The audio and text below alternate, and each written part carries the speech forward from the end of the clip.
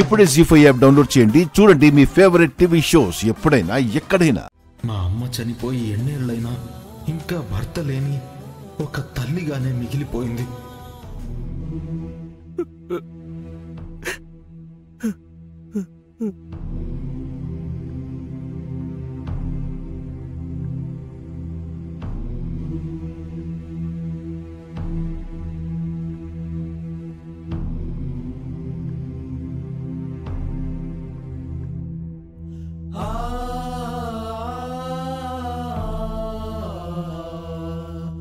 నిన్ను క్షమించమని అడిగే అర్హత కూడా నాకు లేదు సుహాసిని.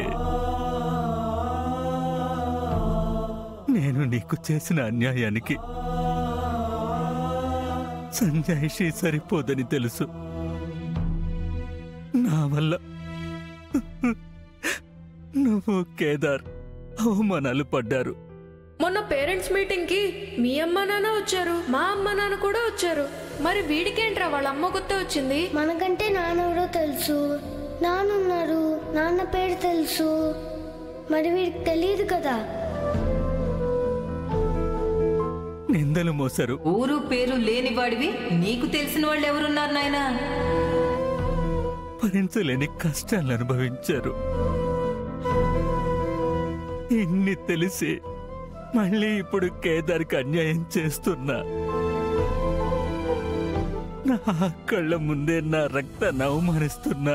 దారిన పోయే ప్రతి దాని యోచి నేను ఈ ఇంటి కొడుకుని, నాకు ప్రేమ కావాలి, ఆస్తిలో వాట కావాలి, పేరు ముందు పెట్టుకోవటానికి ఇంటి పేరు కావాలంటే ఇక్కడ చూస్తూ ఎవ్వరు ఊరుకోరు. నా కొడుకుని అవమానిస్తున్నా, అనకూడని మాటలు అంటున్నా. విగ్రహంలాగా చూస్తూ ఉన్నానే తప్ప ఒక్కసారి కూడా వాడి వైపు నిలబడలేదు. ఎంత కష్టపెట్టినా, కన్నీళ్లే మిగిల్చినా, అవమానాల పాలు చేసినా ఈ తండ్రి పరిస్థితిని అర్థం చేసుకున్నాడే కాని ఏనాడు కేదార్ నన్ను ప్రశ్నించలేదు. అంతటి గొప్ప సంస్కారం నీ నుంచే వచ్చింది సుహాస్ని. నా కుటుంబం కోసం ఒక భర్తగా ఆనాడు ఓడిపోయాను. ఇవాళ అదే కుటుంబం కోసం ఒక తండ్రిగా ఓడిపోతున్నాను. నా పరిచయం లేని నీ జీవితం అద్భుతంగా ఉండేది. నన్ను నమ్మిన పాపానికి నిన్ను రోడ్డు పాలు చేశాను సుహాసిని. నాన్నని కన్విన్స్ చేసి మా అమ్మ ప్రేమకి, నా పుట్టుకకి అర్థం వచ్చేలా మా నాన్నతో మా అమ్మకి పిండం పెట్టించలేకపోతున్నాను. నాన్న భర్తగా అమ్మకి పిండ ప్రదానం చేసిన రోజే అమ్మ ఆత్మ శాంతిస్తుంది దాత్రి, శాంతిస్తుంది దాత్రి. సుహాసిని, మరు జన్మంటూ ఉంటే మళ్ళీ నిన్నే ప్రేమిస్తాను. కానీ అప్పుడు ఎవ్వరి కోసం నిన్ను వదులుకోను. ఎంత కష్టం వచ్చినా నీ చెయ్యి వదలను. నువ్వు నా వల్ల, నా ప్రేమ వల్ల పడిన ప్రతి కష్టానికి నేను, నా కుటుంబం కన్నీళ్లు పెట్టుకుంటున్నావు. ఈ ఇంట్లో సుడిగుండంలా పెరుగుతున్న కష్టాలు ఆగాలన్నా, ఈ కన్నీళ్ల నుంచి అందరికీ విముక్తి కలగాలన్నా నేనేం చెయ్యాలో నాకు అర్థమయ్యింది.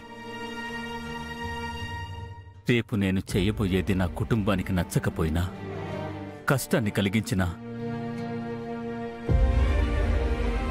నేను చేసి తీరుతాను సుహాసిని. అలా అయినా నేను చేసిన పాపానికి కొంచెమైనా ప్రాయశ్చిత్తం దొరుకుతుంది సుహాసిని.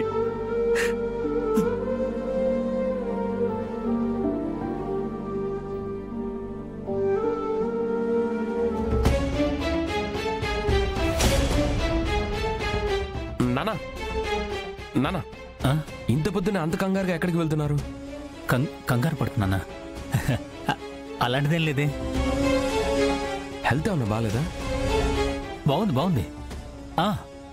ఆనందాన్ని కలవడానికి వెళ్తున్నాను, అంతే. లేట్ అవుతుంది, బాయ్.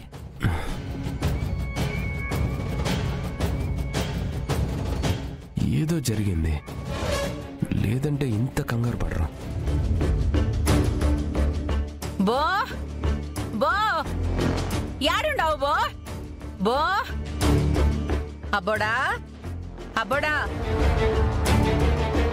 మీ నాయన ఏమన్నా చూసుండావా? ఆనంద్ అంకుల్ని కలవడానికి వెళ్ళారు. అవునా? ఇప్పటిదాకా ఈయనే ఉండుండాడు కదా, ఇంతలోనే వెళ్ళిపోయి ఉండాడా? నేను కాఫీ ఇద్దామని వచ్చుండాన్రా. ఏదో అర్జెంట్ పని అంటమ్మా, తొందరగానే వస్తానన్నారు. ఏం పనులో ఏమో.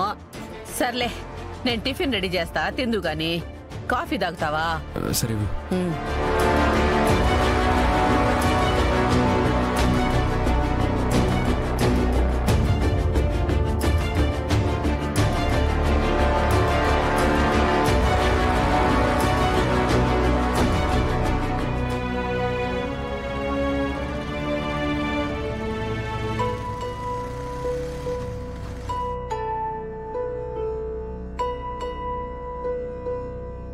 మన వాళ్ళు అన్నదానం మొత్తం అరేంజ్ చేసేశారు. పిండ ప్రదానం ముగించుకుని వచ్చేస్తే అన్నదానం మొదలు పెట్టొచ్చు.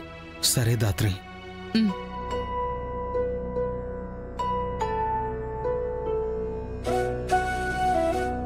చూస్తూ ఉండు కేదార్, ఏదో ఒకరోజు మావయ్య గారే అత్తయ్య గారికి పిండ ప్రదానం జరిపిస్తారు.